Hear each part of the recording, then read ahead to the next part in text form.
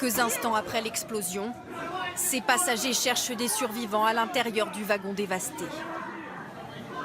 Une fois extraits, les premiers soins sont dispensés aux blessés à même le quai. De sources officielles, la bombe était dissimulée dans une valise. D'autres sources évoquent une bombe dissimulée dans un extincteur. En plein cœur de Saint-Pétersbourg. Il est 14h40 lorsque la bombe explose dans une rame à mi-chemin entre ces deux stations de métro très empruntées. Une autre bombe artisanale est découverte peu après, abandonnée dans une station voisine. Tous les services de police concernés sont à pied d'œuvre et ils feront leur maximum pour m'informer et trouver ce qui s'est passé. Les médias locaux diffusent la photo de cet homme issu d'une vidéosurveillance. Il est présenté comme un suspect. Mon épouse ne sera pas condamnée. Voilà.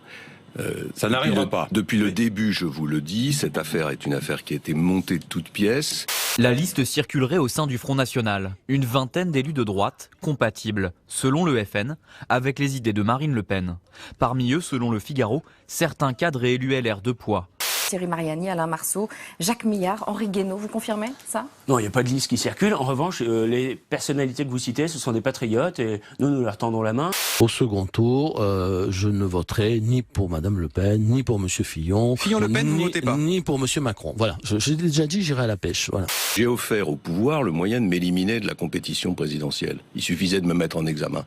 Et vous pensez que j'allais accepter, à partir d'une manipulation pareille, qu'on élimine le seul candidat qui porte les valeurs de la droite et du centre? Est-ce que vous n'avez pas peur de faire perdre la droite? Mais qui fait perdre la droite? C'est M. Fillon qui était à 32% dans les fameux sondages et qui est tombé à 17%. C'est pas moi qui ai menti devant les Français. Ça vous avait un peu énervé. En effet, ma langue a fourché, j'ai parlé du Nil. Et derrière, on vous fait un procès en géographie. On sait pas tout dans la vie, mais il faut pas confondre les lapsus et les ignorances. Moi, je préfère avoir à comptabiliser le rassemblement que les défections, qui est le lot quotidien de messieurs Hamon et Fillon. En chute libre dans les sondages, il lance aujourd'hui le « à mon tour », une caravane à la chasse aux électeurs. Vous savez, les autres n'ont pas grand-chose à proposer, donc pas beaucoup de choses à simuler sur le terrain. Et moi, j'essaye d'aller au bout de cette campagne présidentielle en étant parfaitement honnête sur ce que je propose, ce qui changera dans la vie des Français. Je ne me contente pas de grandes paroles et de belles paroles.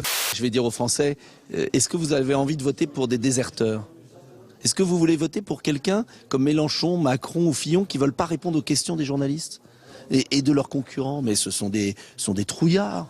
Et on n'a pas besoin d'un président de la République qui a peur à 3 jours du scrutin. Vous imaginez, Mélenchon, grande gueule, petit bras, quoi. Moi, je suis l'héritier d'une histoire glorieuse. Mais c'est à Jean-Luc Mélenchon qu'on fait confiance pour tourner la page. Mais nous verrons, monsieur. Pour l'instant, dans cette campagne, comme le il y a des hauts et des bas dans toutes les campagnes, et notamment au regard de ce que disent les sondeurs. Il est vrai que depuis plusieurs jours, les horoscopes nous sont favorables.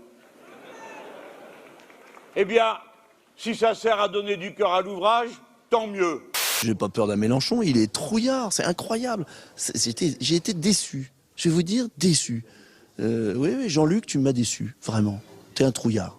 Une nouvelle décision qui fait polémique aux États-Unis. La Chambre des représentants à majorité républicaine a annulé les restrictions sur les ventes d'armes à certaines personnes souffrant de maladies mentales. Selon ces députés, il n'y a pas de preuve qu'une personne handicapée constitue un danger pour l'ordre public.